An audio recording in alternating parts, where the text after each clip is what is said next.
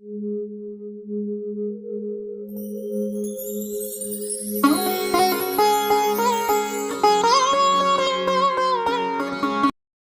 को नमस्कार, जय श्री कृष्णा, प्रणाम।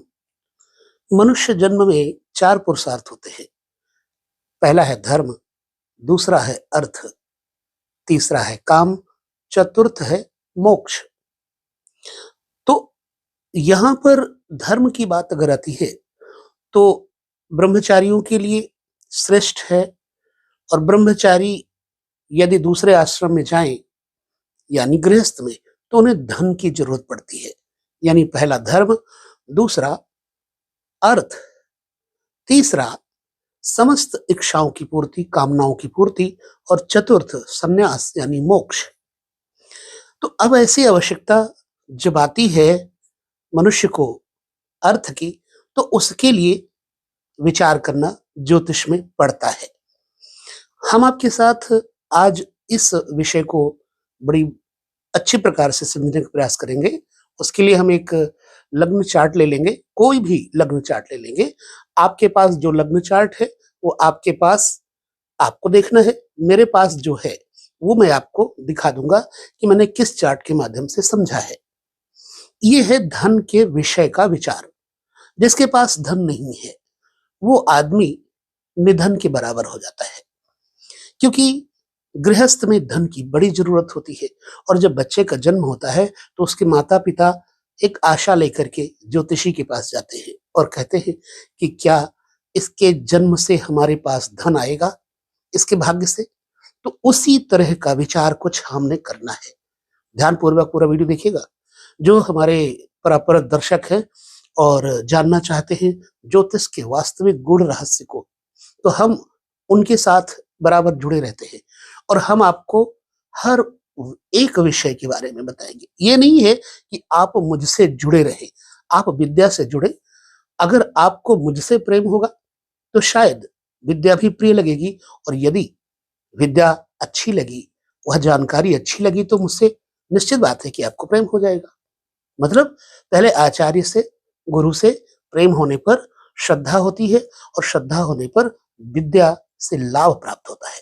तो चलिए हम देखते हैं एक लग्न चार्ट। अक्सर हम लेते हैं मेष लग्न, और आपको अपने लग्न को देखना है। लग्न का दूसरा घर जो है वो धन के बारे में बताता है। कितना धन आपके पास पूंजी है, हमें बहुत सावधानी से इस वीडियो को समझना है।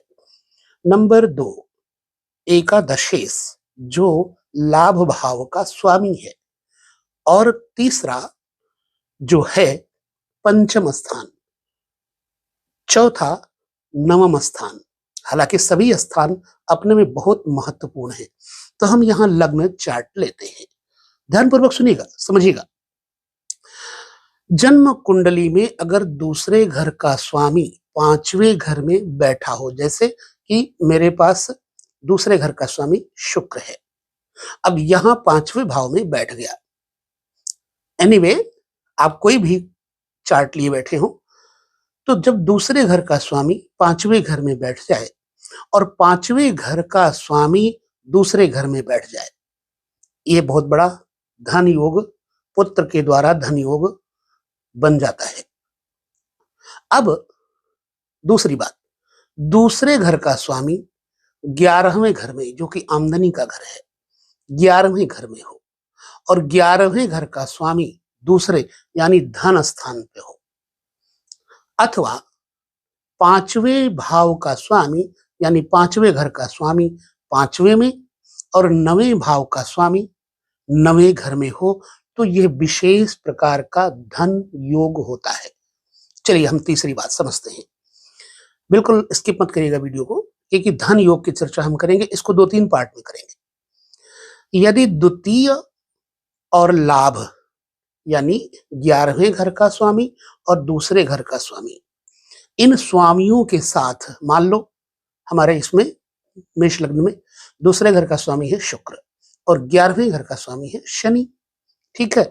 अब दोनों स्वामी शुक्र और शनि, एक 11वें घर का, एक धन भाव का, द्वितीय और लाभ स्थान के स्वामियों के साथ अगर अन्य ग्रह, अन्य भाव का स्वामी, भवन का स्वामी भी बैठा हो तो उतना लाभ नहीं होगा। ठीक है, जितना केवल धनेश यानी द्वितीय भाव और एकादशेश यानी कि आमदनी का भाव, धनेश और लाभेश के योग से जितना लाभ होगा। यहां यह भी तारतम्य कर लेना चाहिए कि वह अन्य स्थान का स्वामी जो धनेश लाभेश के साथ बैठा है वो कौन है, यह तारतम्य जरूर करना चाहिए। और कैसे करेंगे वो तारतम्य? ठीक है, मेष लग्न का ही चार्ट है मान लीजिए। चलिए, लग्नेश होगा तो यदि इनके साथ में लग्न का स्वामी मान लो मंगल, यहां शनि शुक्र इत्यादि से मेरा कोई मतलब नहीं है, हमें धनेश लग्नेश की चर्चा करनी है। अगर धनेश और लाभेश के साथ लग्नेश होगा तो शुभ अवश्य होगा, यानी धन अपार होगा, यश कीर्ति भी अपार होगी। चतुर्थेश अगर साथ में बैठ जाता है धनेश और आयुष के साथ में, आमदनी के साथ में, तो उत्तम है। परंतु छठे, 12वें और 8वें का स्वामी अगर धनेश के साथ या आयेश के साथ, लाभेश के साथ मतलब बैठ जाए तो व्यक्ति को उस धन के योग में नष्ट योग समझना चाहिए।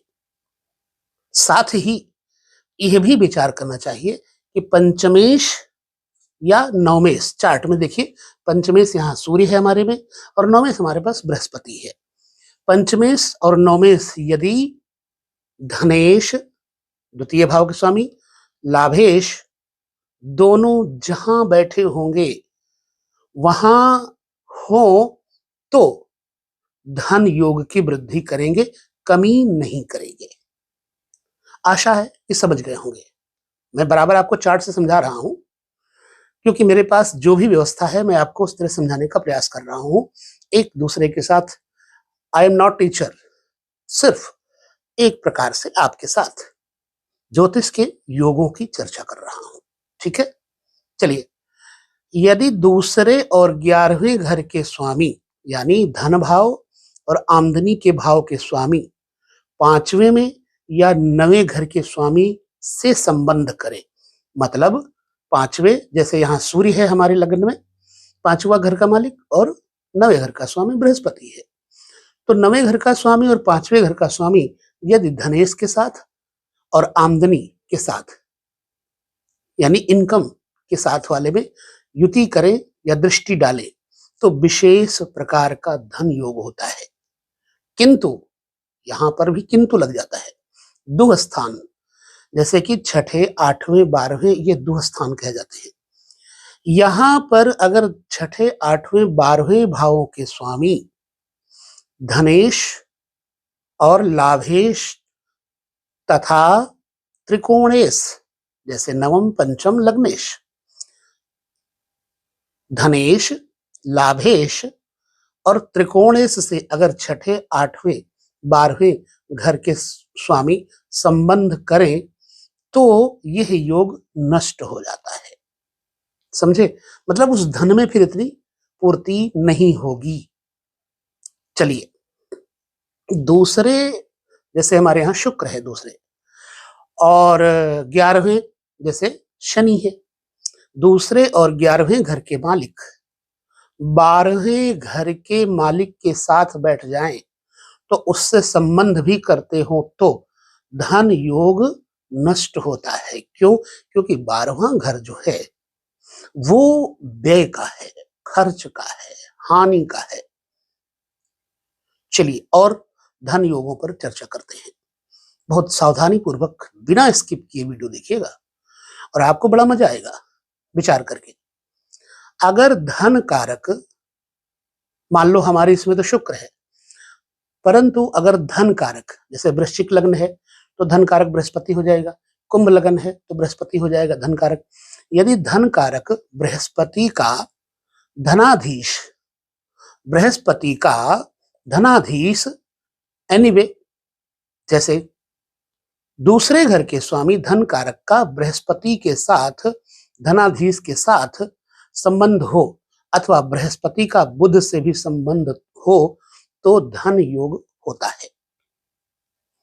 अब और समझिएगा, यदि लग्नेश लग्न में हो, धनेश धन में हो, जैसे कि मेरे कुंडली में मेष लग्न है और यहां मंगल स्वामी है, तो अगर मंगल लग्न में हो और धनेश यानी शुक्र जो हमारी कुंडली में है, धनेश और लाभेश, धनेश धन में हो, लग्नेश लग्न में हो और लाभेश लाभ में बैठा हो, तो यह विशेष प्रकार का धन योग हो जाता है।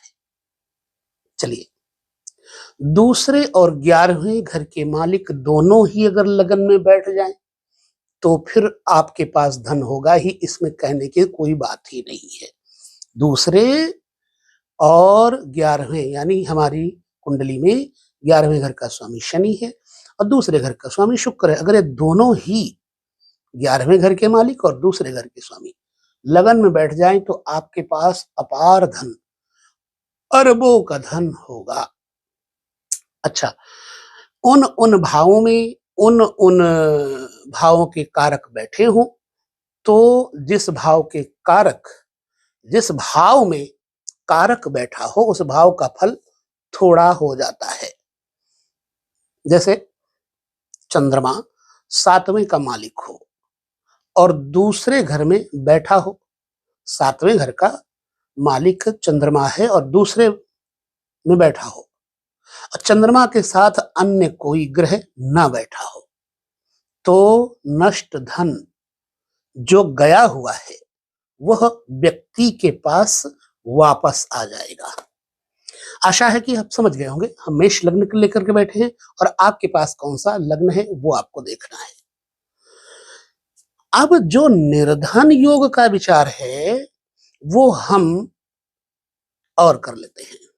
हमारे पास मेष लग्न है, मान लो यदि मेष लग्न यानी प्रथम भाव का स्वामी मंगल हो गया, यदि प्रथम चतुर्थ नवम घर के मालिक पहले घर यानी मंगल एवं चतुर्थ घर यानी चंद्रमा तथा नवम घर के मालिक जैसे कि बृहस्पति है, ये तीनों ही 8वें घर में बैठे हो तो ऐसा व्यक्ति जन्म से दरिद्र होता है। फिर से समझ लीजिएगा, पहले घर का, चतुर्थ घर का और नवम घर का मालिक अगर तीनों ही 8वें में बैठ जाएं तो ऐसा व्यक्ति जीवन भर दरिद्री रहेगा। ठीक है। अब आपकी कुंडली में भगवान न करे ऐसा कोई योग हो, अभी भी आपको निर्धन योगों के बारे में जान लेना चाहिए। दूसरे घर का स्वामी 12वें बैठा हो और 12वें घर का स्वामी लग्न में या फिर दूसरे में बैठा हो, दूसरे घर का स्वामी 12वें में बैठा हो, 12वें घर का स्वामी दूसरे में बैठा हो, तो भी व्यक्ति के पास धन का खर्चा ही खर्चा रहेगा। वो चाहे जितना कमा कर रखे बचा नहीं पाएगा, निर्धन का निर्धन रहेगा। वो बात अलग की है कि कोई शुभ ग्रह उस पर देख ले। निर्धन योगों में से और देख लीजिए, मेष लग्न मेरे पास है तो दूसरे घर का स्वामी 12वें घर में बैठा हो और 12वें घर का स्वामी लग्न में और उनको मारक ग्रह जैसे सप्तमेश, अष्टमेश और द्वितीयेश कहीं देख रहा हो तो फिर व्यक्ति को दरिद्र योग सहना पड़ता है। चलिए, 5वें घर का मालिक 6ठे में बैठा हो और 9वें घर का मालिक जैसे हमारे इसमें मेष लग्न है तो 5वें घर का स्वामी सूर्य हो गया, 6ठे में बैठ जाए। मैं सिर्फ निर्धन योग की चर्चा कर रहा हूं, कोई और चर्चा नहीं कर रहा हूं। तो चूंकि यहां सूर्य अगर 6ठे बैठेगा तो लाभ देगा मेष लग्न में, लेकिन वैसे अगर 5वें घर का मालिक 6ठे हो और 9वें घर का मालिक अष्टम घर में बैठा हो, शमशान का स्थान अष्टम होता है और इन दोनों को मारक ग्रह देखते हो तो भी ऐसा व्यक्ति निर्धन होता है। इन योगों में व्यक्ति के पास धन नहीं रुकता। ये बात हो गई धन के संबंधित और निर्धनता के संबंधित सूत्रों की। अब ये वीडियो आपको बड़े गौर से देखना है, उसके बाद हमें बताना है कि क्या आपके पास धनवान योग है या निर्धन वाला योग है। और अगर धनवान योग है भी, आपके पास धन नहीं है, फिर क्यों नहीं है उसका विचार आगे करेंगे। अगर निर्धन योग है आपके पास और फिर भी धन है, तो फिर क्यों ऐसा है उसका विचार भी आगे करेंगे। प्रत्येक ग्रह की शयन आदि अवस्था, प्रत्येक ग्रह की आयु की अवस्था, बाल्य, युवा, कुमार, वृद्धा, मृत इत्यादि अवस्थाएं अगर नहीं है, तो फिर ज्योतिष का जो महत्व है वो कैसे माना जाएगा। यदि कोई ग्रह शुभ है, बैठा शुभ स्थान पर है पर लाभ नहीं दे रहा, तो देखना कहीं मृत अवस्था में तो नहीं है, वृद्ध अवस्था में तो नहीं है, कहने का मतलब ये है। या कोई बिल्कुल बालक है, धन स्थान पर बैठा है, तो बालक कितना पैसा रख पाएगा अपने पास, वो तो फाड़ देगा नोट भी, उसको ज्ञान नहीं है धन का। तो बाल्यावस्था, कुमारावस्था, युवावस्था, वृद्ध और मृत अवस्था इत्यादि देख करके धन इत्यादि का विचार भी करना चाहिए। तो आपकी जन्म कुंडली में कैसा योग है हमें जरूर बताएं, और वीडियो कैसा लगा ये भी जरूर बताएं। यदि बहुत अच्छे काम की वीडियो लगती है फिर तो हमारा मेहनत, हमारा प्रयास सार्थक है, नहीं तो फिर निरर्थक है। चलिए विदा लेते हैं, पुनः अगले वीडियो में चर्चा करेंगे। तब तक नमस्कार, जय श्री कृष्ण, प्रणाम।